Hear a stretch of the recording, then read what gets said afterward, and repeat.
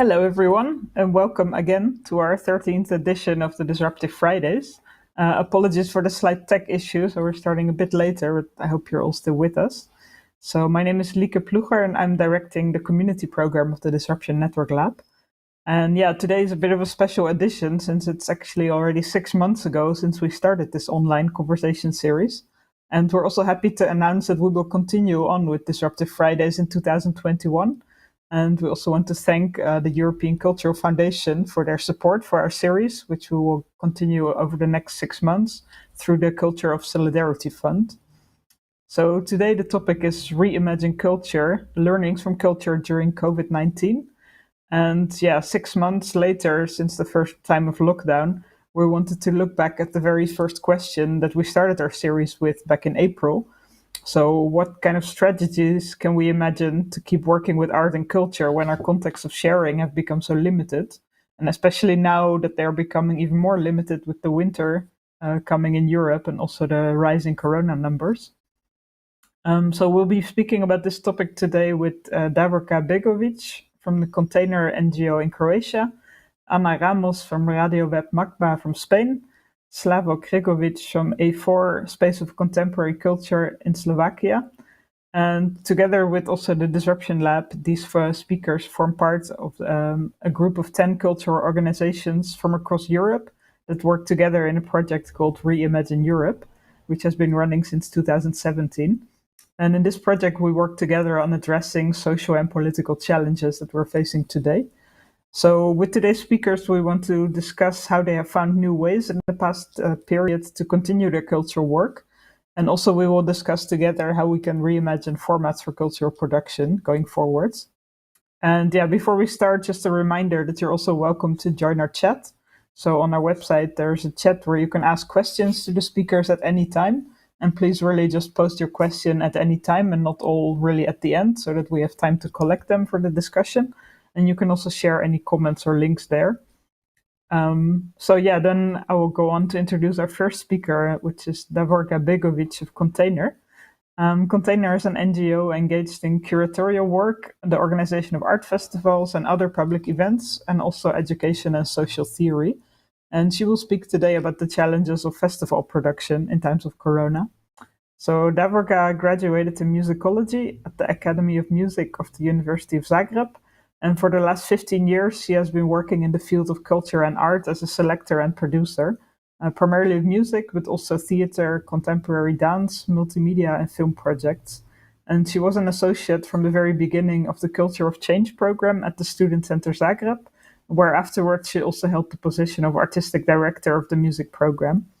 Currently, she works as a freelance musicologist and independent curator, and she specializes in the field of contemporary experimental music and related art forms. And she's also a collaborator of Container within the international project Reimagine Europe. So yeah, I'm very interested to hear today from Davorka since they recently completed an edition of the Touch Me festival under the title of Grasping New Futures, like just last month. And yeah, of course, it's very interesting to hear how they managed to pull this off. So yeah, over to you, Davorka. Thank you, Lieke. Hello, everyone. Thanks, Lieke, for the nice introduction. I'm happy to participate in today's Disruptive Friday and to share some of maybe questions and challenges that we just faced while producing the international festival, Touch Me Festival. Although we weren't really able to touch anything or anybody in this new normal time. But yeah, the Touch Me Festival is the festival that deals with the intersections between art and science in its core. Well, let me go back maybe to the beginning also of your process of creation of Disruptive Fridays, so beginning of the lockdown. Of course, similar to any other NGOs around Europe, we had many, many different scenarios. So we started to reimagine our visions and strategies, how to continue our work, how to support artists while they are not really able to do their art. And this is also what we try to understand while preparing the festival. So of course we had no idea if we're gonna make it physical in Zagreb. But what we wanted to understand, so to go to the core of an art form, of an art expression, of an art idea, and to understand what is really doable online and what is not. Because, for example, these kind of discussions like we are having right now is very doable and very possible and makes really a lot of sense to have it online. But we also understood, okay, maybe it's not the best idea that we force anything, that we do anything just so we do it. In that sense, there was a huge difference between so the Magma Festival itself had two international exhibitions. One was the Touch Me Festival exhibition, and the other one was European Media Art Platform exhibition. Then there was the film program, the discursive program, educational program, and also the sound performances program I was running. So, in comparison, maybe to other programs, probably mine was the most challenging because, of course, we understood that the exhibitions we can organize even if the artists are not allowed to travel. So we said, okay, at least we can present their work. We can get their work here to Zagreb and do the exhibition. Still, if we are allowed to have, let's say, 10 people in a public space, that's still something that is okay for us because the exhibition lasts for 2 or 3 weeks. But then for the live performances, of course, it was not possible to do it if the artists don't arrive to Zagreb. So maybe just to underline those three points, like challenging points in this specific situation and in the process of production of the festival right now. So first of all, it's people and the program. So of course, we have to understand artists that want to continue their work but don't really feel like traveling. And this is what happened to us also. Like artists really wanted to participate in the festival, but then once it came really to buying the flight tickets, then they understood, oh, but I don't really feel safe. And of course, we totally understood that because we are all, humans, and I can totally imagine an artist being scared now traveling around the world, and then, of course, he or she doesn't really want to say it in advance because they really would love to participate because there are so limited, opportunities for attending the festivals and participating, blah, blah, and so on and so on. So, program changes. This was the first challenge, probably that we were facing. But then I think that the solution is, of course, that if you really want to do the festival offline, physically in a space, then yeah, it's about the trust as usual. I mean, it's always about the trust between the curators and producers and artists. But in these difficult times, maybe it's even more.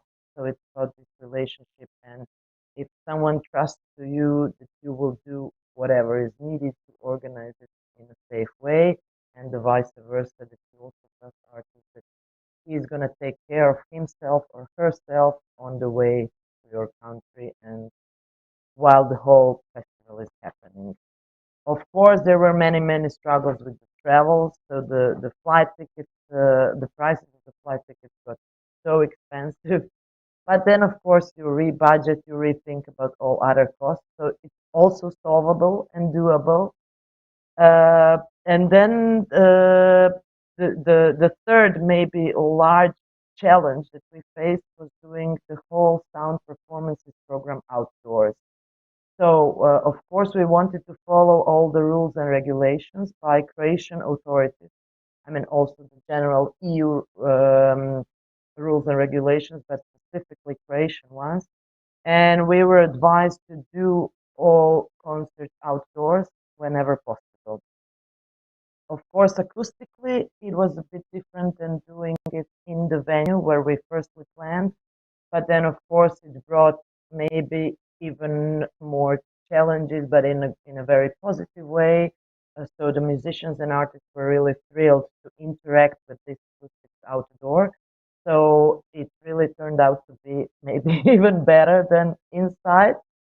But then, of course, you have to struggle, the neighbors all around, if they will call the police or not, and how will police react. So all these like daily routine that you are all of a sudden in is a bit different than usual. But yeah, at the end of the day, I'm really very, very, very happy that we managed.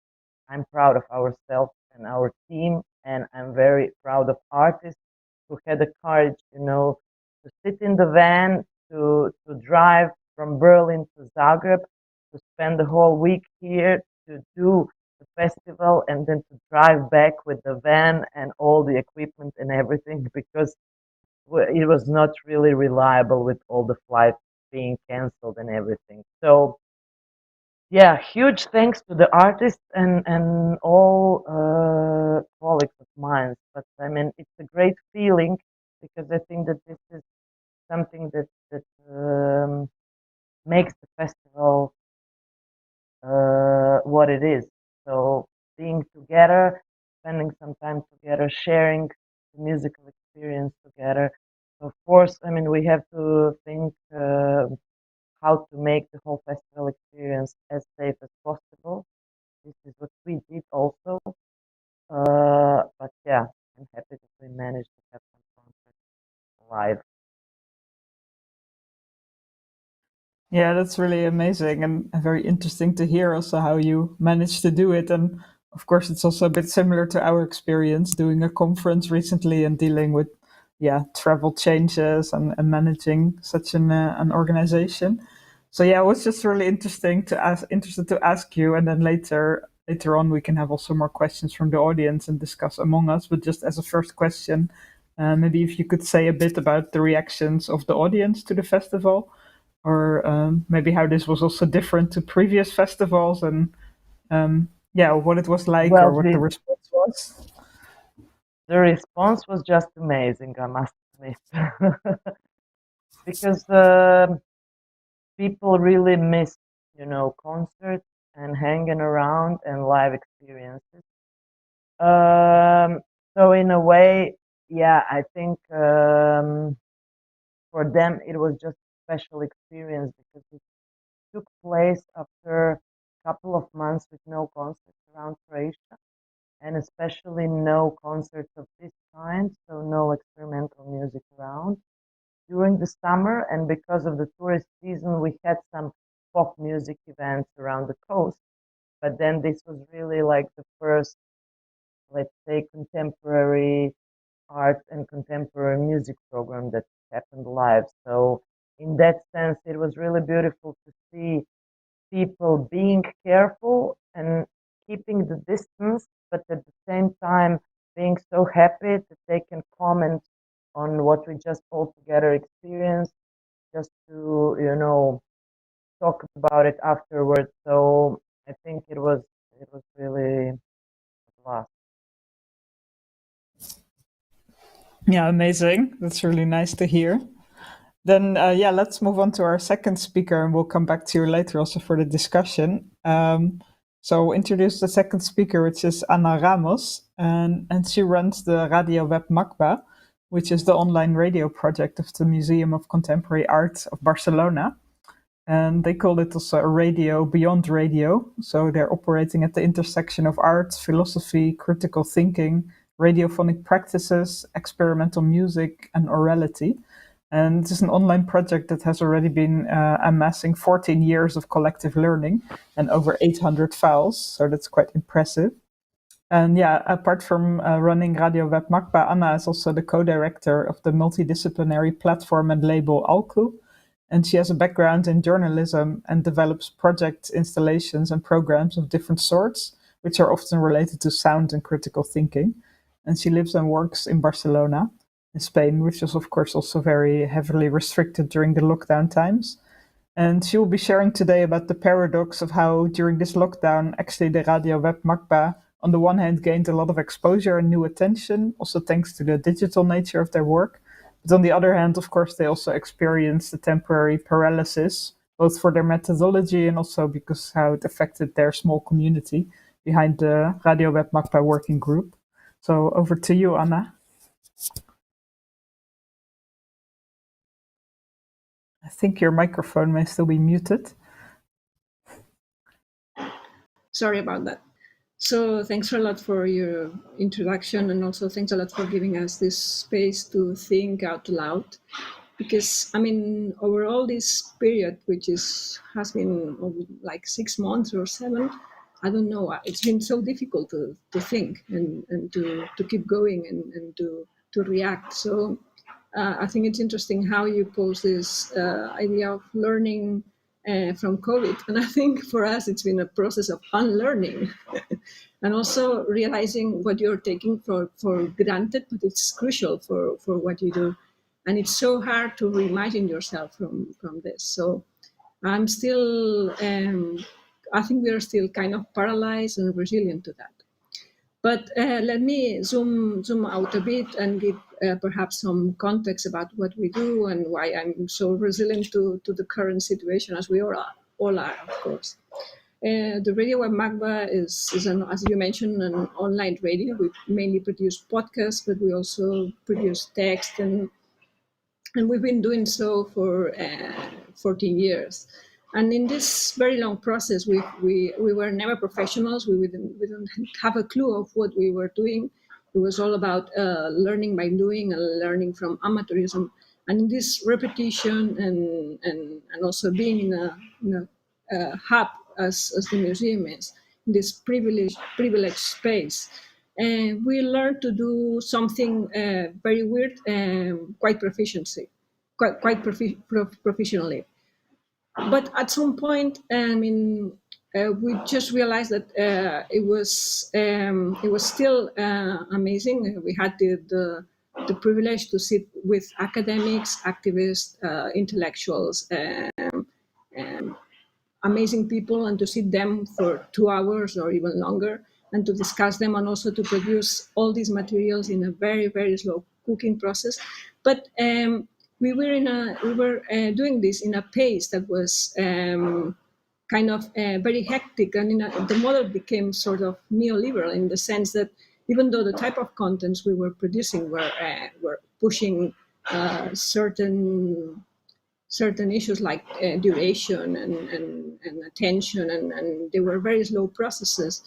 It was all about just like meeting up and doing the interview and then sending emails to each other like, hey, we need that for this. Is this working? So this was the way that we were proceeding. And sometime back in 2016, we had this idea, which was sort of stop and meet up only once a month, which is I mean, it's not so much. And the proposal was to just be in the same space with this tiny community of makers that was making the project as it is, and has helped it evolve and have the form it has right now. So it was this collective invisible people who were part of our community. And we began just being together for one day. So the proposal was like sharing a space, and if they had any work to do, they could do it. But it was about being together. And just by being together, we started thinking by doing, and we started having conversations.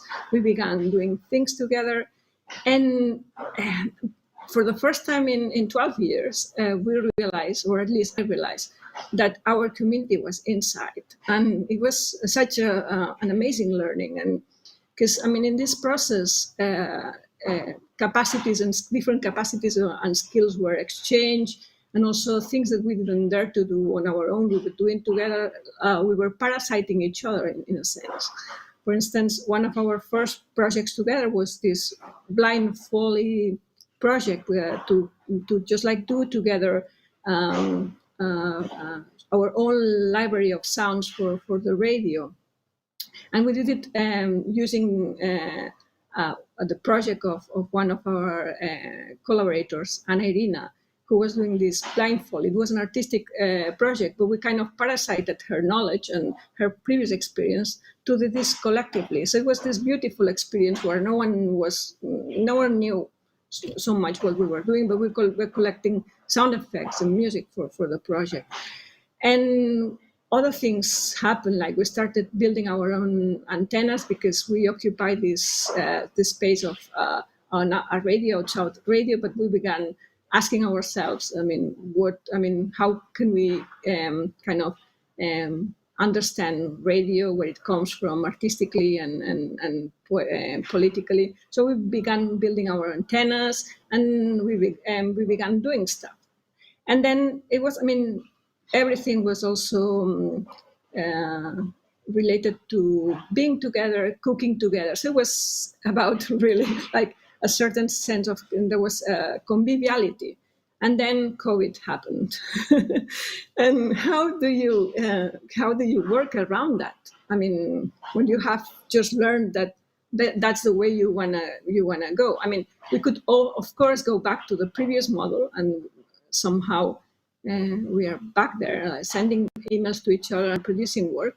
And we are, of course, we're in the field of knowledge production, so it's going to always be interesting, but it's going to be meaningful. But it was not as personally meaningful or like as it was with this community. So in the beginning, also we had the challenge that technically it was we could not have a proper audio recording of someone that was doing this digitally.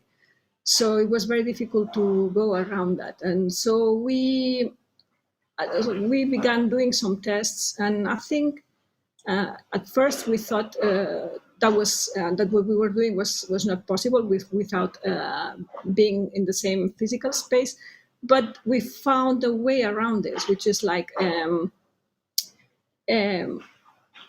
repeating sessions with our guests, like by the iteration of our sessions, which are usually an hour and a half, 2 hours long, 3 hours long. Now we were doing this online with themselves, recording themselves on their end. But by repeating these sessions, there was a sense of coziness, a sense of knowing each other, which has been quite meaningful. And we've done this with John Richards, who we met thanks to Next Festival and Slavo. We've done this with Hugo Skinka, with Jonas Gruszka, who we also met thanks to A4 and Slavo and all the team. So, and we've done this with Hugo Skinka, I think I mentioned. So, and this has been like a huge learning. Like there's certain stuff that we can do in the distance, and we can still do it in a way that is meaningful for us and also for our guests somehow. However, the amount of footage, if you are recording 3 sessions, 2-hour-long sessions, it's just like immense. So, and so we're enjoying this new mode, but it's not the solution.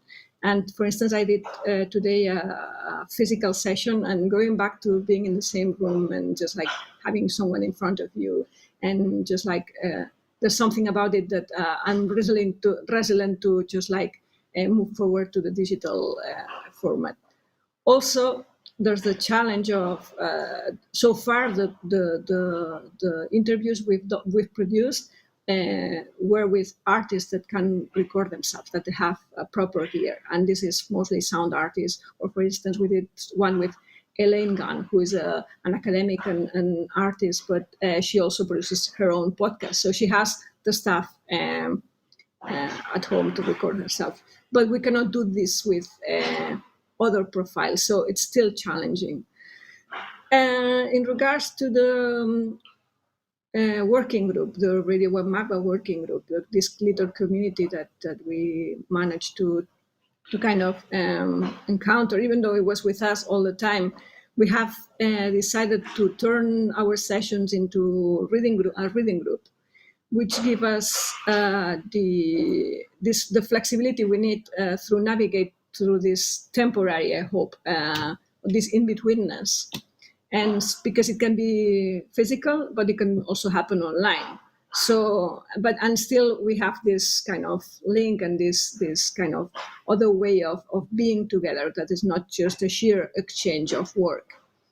So this is where we are now.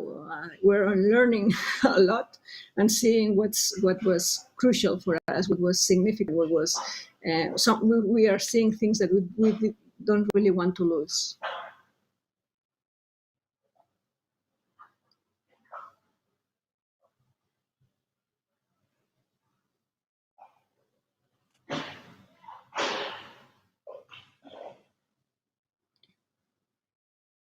Do you need me to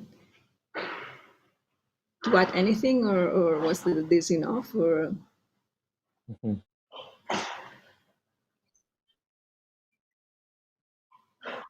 Oh God, sorry, I forgot to unmute my microphone. Very smart. It keeps on happening. No, I was just saying to Anna that it's very interesting to hear how this structure that you set up with the working group, like you say, the small community, how this actually also helped you a lot, even in these times where you couldn't come together, but you still managed to find a new way of connecting also online. And I just wanted to ask you one question then before we go on to Slavo and the final discussion. If you could say something about how your audience changed, because you said you also gained a lot of new attention. And this is maybe also quite interesting. Of course, there was a lot happening online, but yeah, your podcast maybe could also profit in a way from the focus on online content.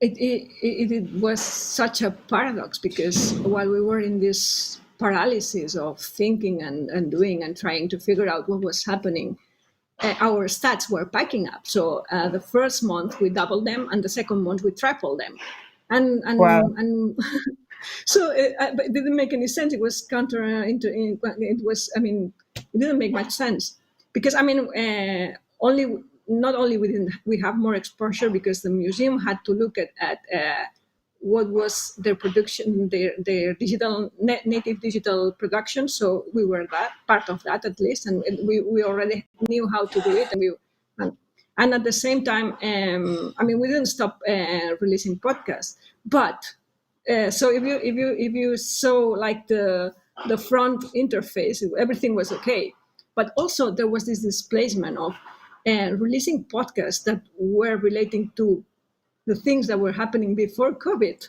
While you were, I mean, your mind, and we felt like we were in a swamp. It was difficult to move. It was difficult to think. It was difficult to do anything.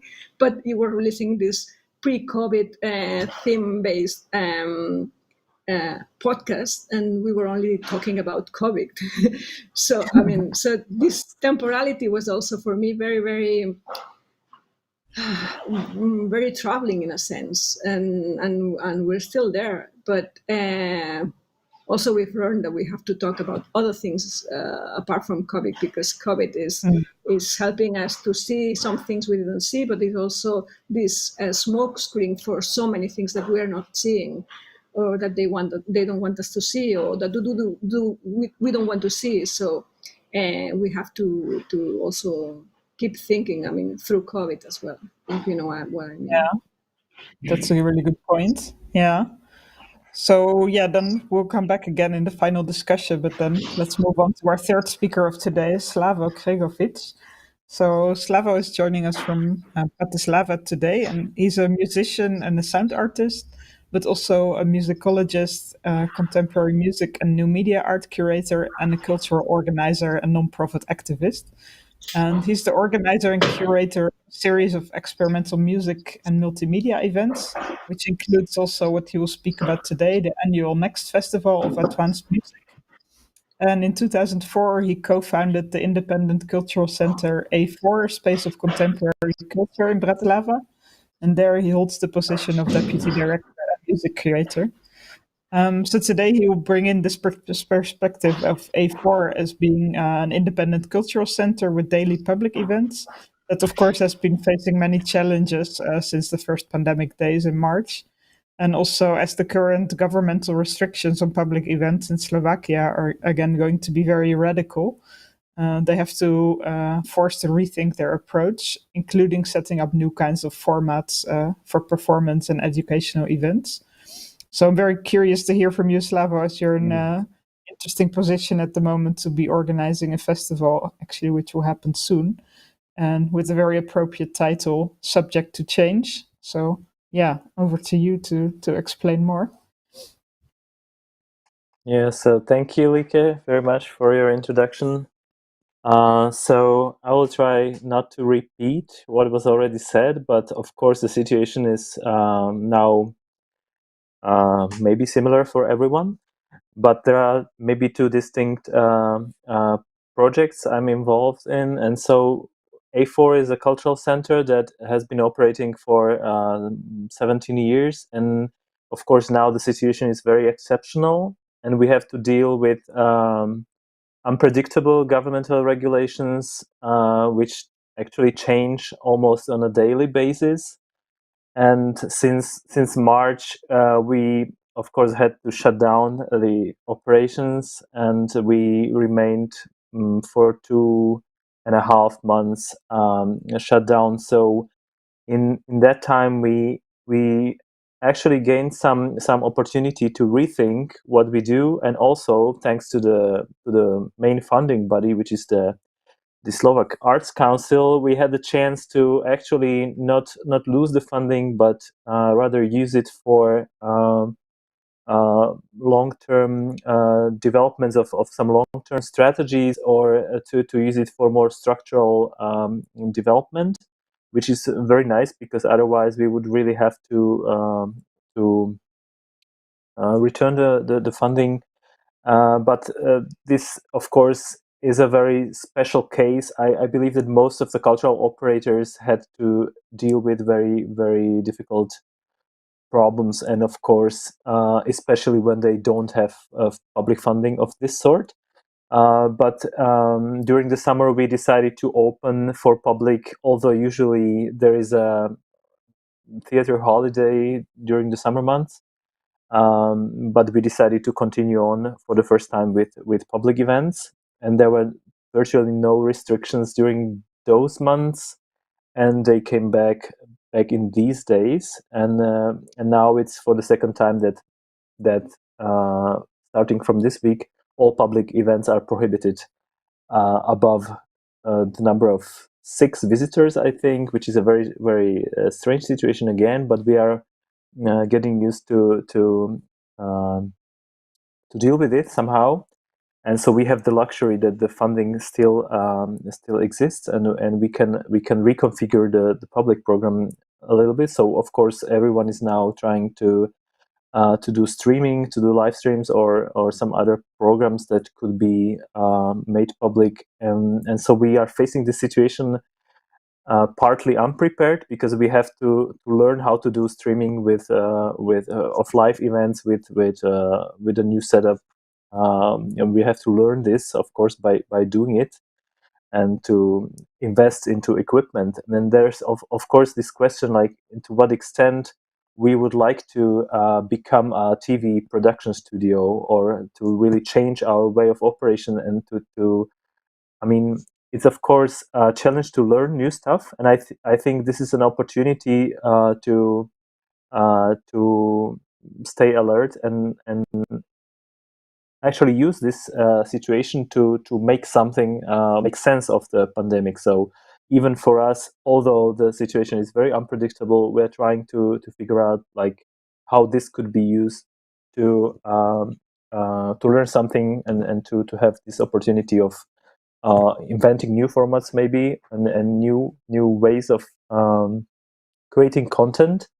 Although on the other hand, it is probably not possible to do this on long term, because we are facing, of course, the situation as everywhere else, that people are fed up with live streams of any kind, and it's really difficult to keep up with the global competition, because of course we can produce our own broadcasts for the local audiences, but there is everything happening, even concerts of international musicians, for instance, or things that are globally available.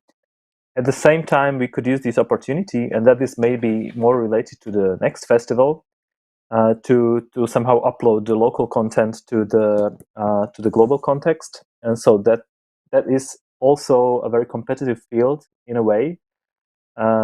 But we will try to do this in early December when the next festival is going to happen, and for that, the challenges are again a bit different, because we were thinking, oh, maybe there is still some possibility of doing the event even with a physical audience in physical spaces. But this seems less and less probable in these days. So we are now thinking about moving the vast majority of the content online, where we would like to create an experience that would not be only based on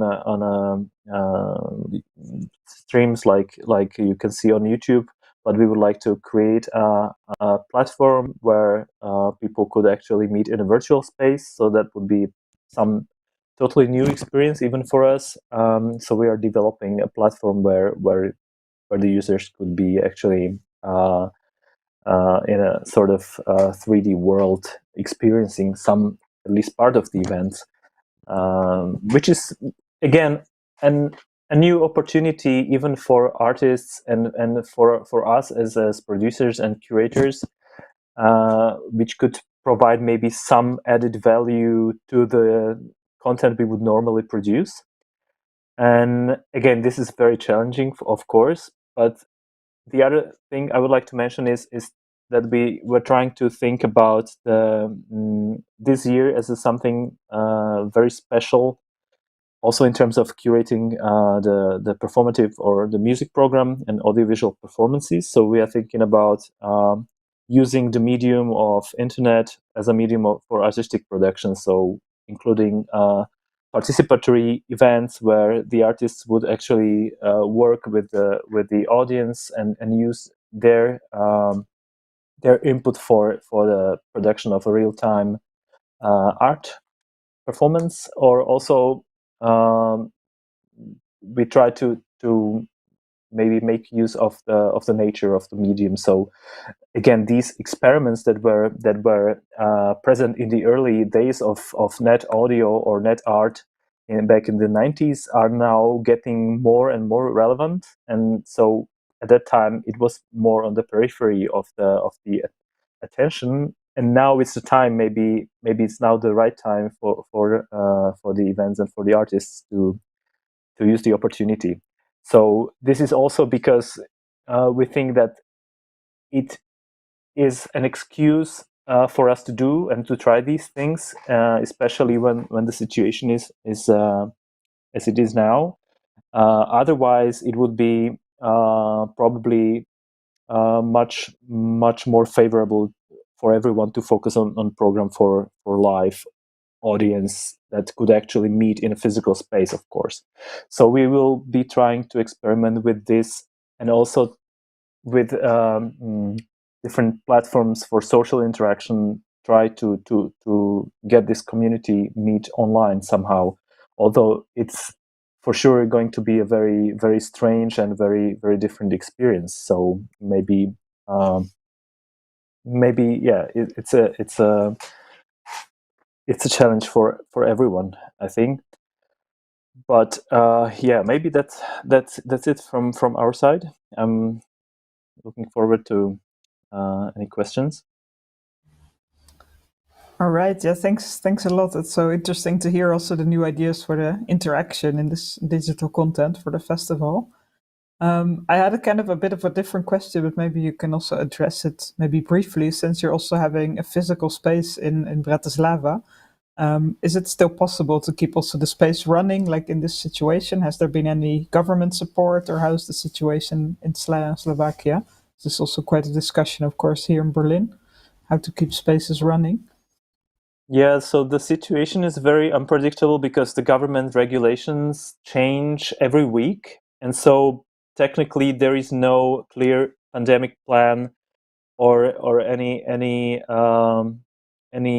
reasonable predictions could be made according to this.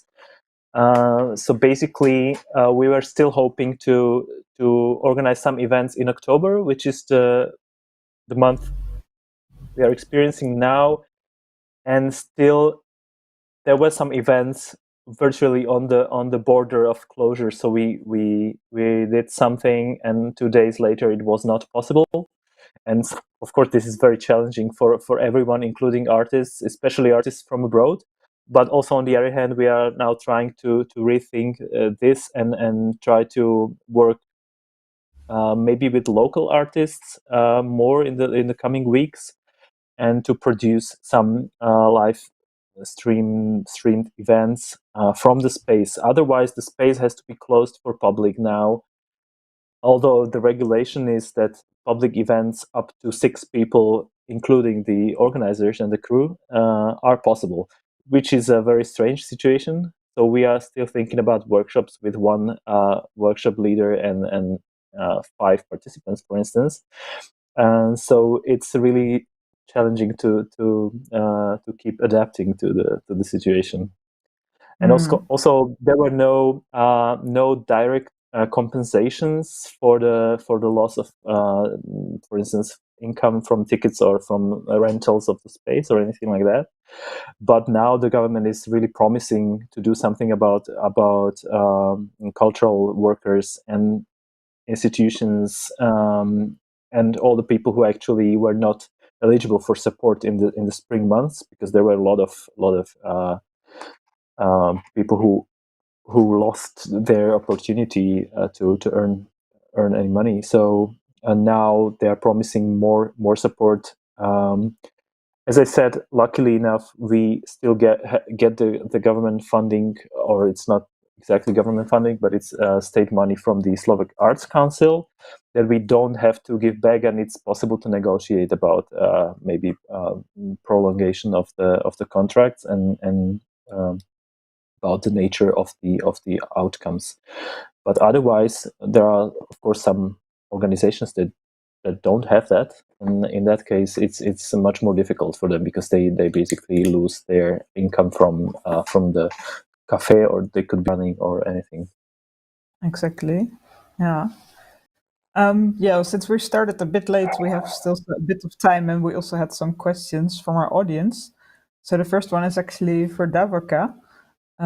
So it's very interesting that you spoke about networks of trust, and this person was wondering, how did you make the people you invited feel so safe, and were these old contacts or also new people? So how did this work?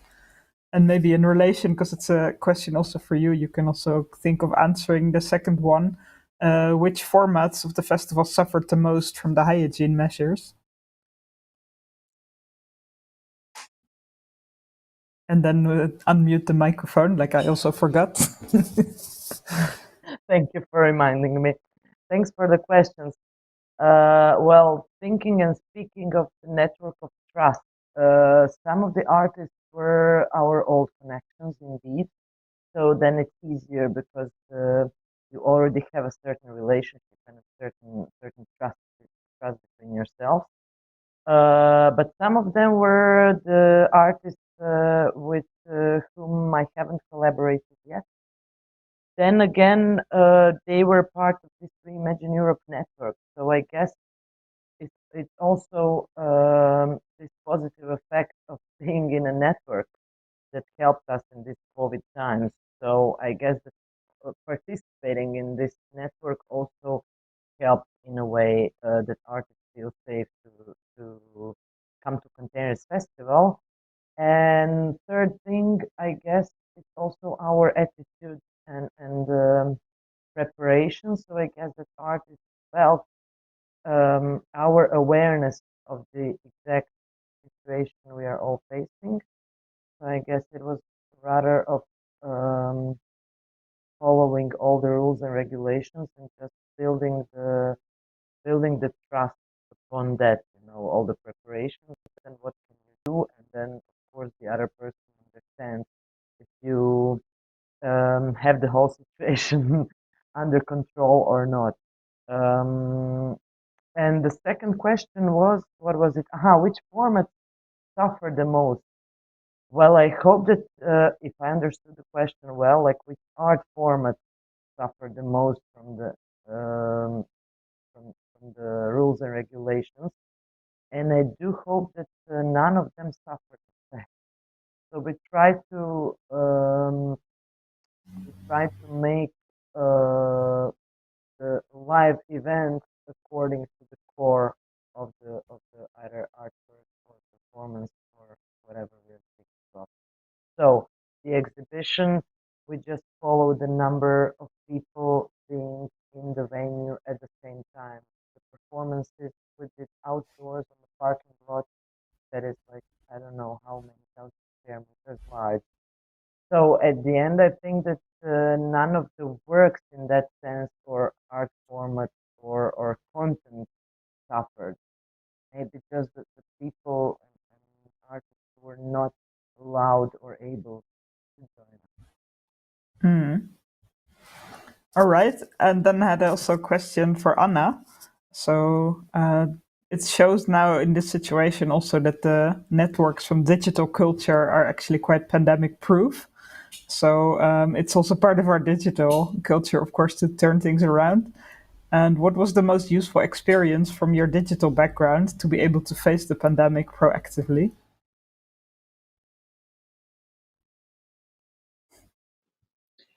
I think, it hasn't helped much. The only thing is that we didn't stop doing what we were doing.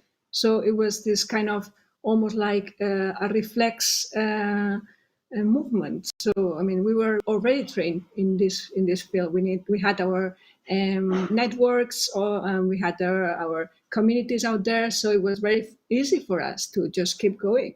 But for me, the important question is, as I mentioned before, what was happening inside? What were the processes that were not so visible, that are crucial for the project, that were stopped, and that has, we haven't overcome that yet. As I said, today I had the first conversation, the first interview, the second interview in 6 months, the second one that's live. And this is such a crucial loss. We have managed to find ways around it, and we've tested now, as I mentioned, this digital space, and we found a strategy that worked for us, which is like meeting each other in different sessions, and being some of us in the same session, but still, I don't think we're more. The only thing is that we can do this without thinking. We're trained to do this, but I'm not sure this has helped us, or at least what we have lost for me is too relevant, and so I don't know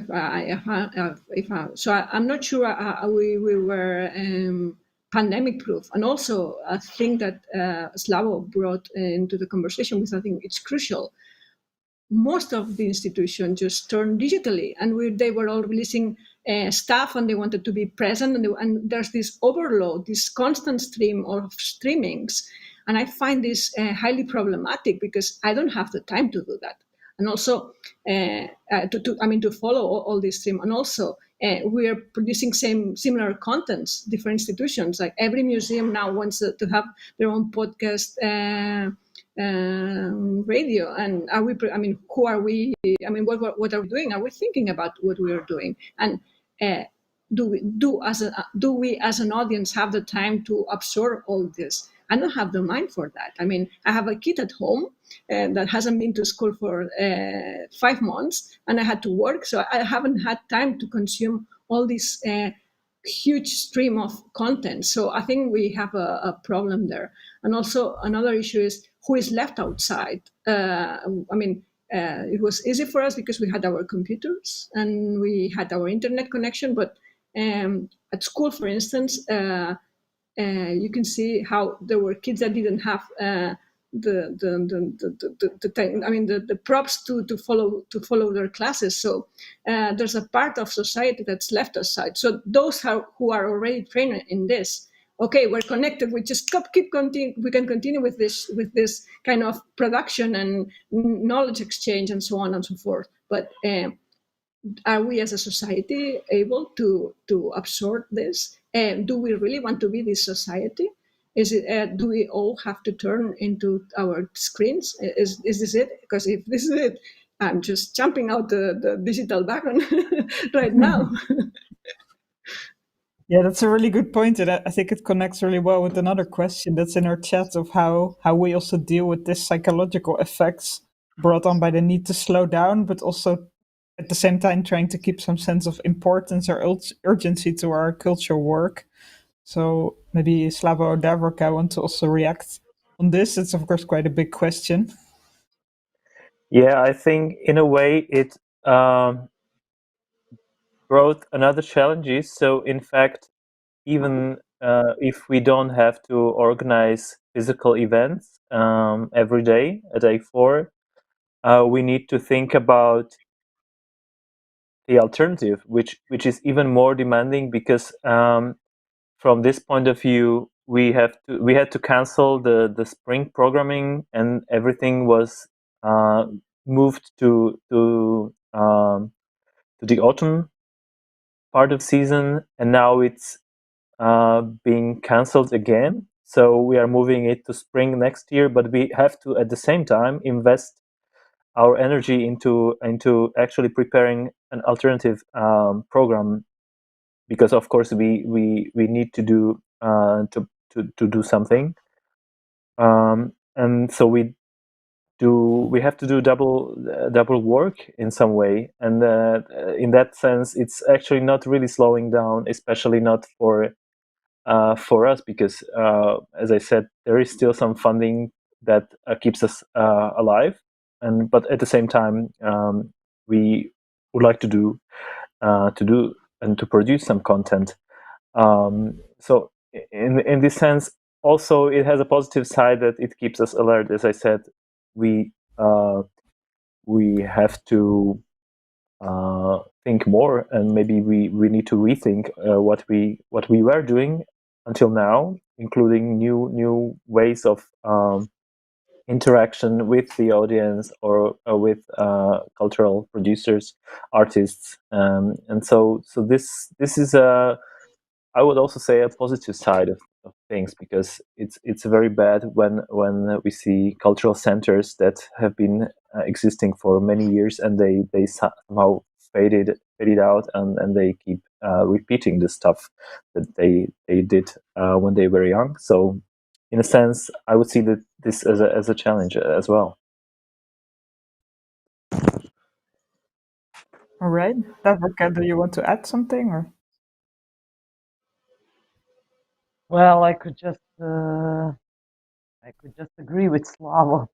I mean, we also didn't really feel slowed down, honestly, because we were also, yeah, thinking and rethinking and recreating the festival scenarios during the whole springtime.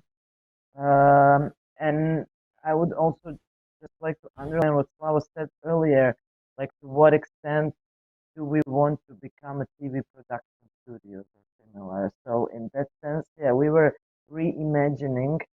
So this is just this was more or less double work in order to recreate the live physical space at the time when you're not really allowed to do that. So there is a reason why we are not the TV producers, but we are curators and producers of live events. So indeed, we do have a passion specifically for this type of art share. But then, on the other hand, of course, you are very aware of the current situation in the whole world, and you want to keep you yourself and your audience, your artists, and everyone safe. So it's yeah, this attempt to making it possible while it's impossible to follow the rules and regulations, but still to bring it on the table for the audience, let's say. Yeah. So I think we're kind of running out of time for our session of today, but I would like to thank you very much for joining us. It was really valuable to hear all your perspectives, and also the importance of being in networks together and creating these relationships. We can also help to navigate through this time. So yeah, we're also really happy to collaborate in Reimagine Europe, even though we can't meet up physically so soon anymore.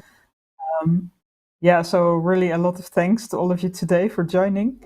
And then, yeah, for the Disruptive Fridays next session, I can already say that we will do one more in November. And this will be a special edition connected to the Logan Symposium. And we will announce more on our website, so it will be online soon.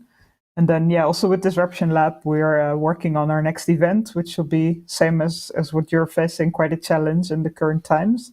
But we are still, yeah, following, of course, all the regulations which are at the moment here happening in Berlin and Germany.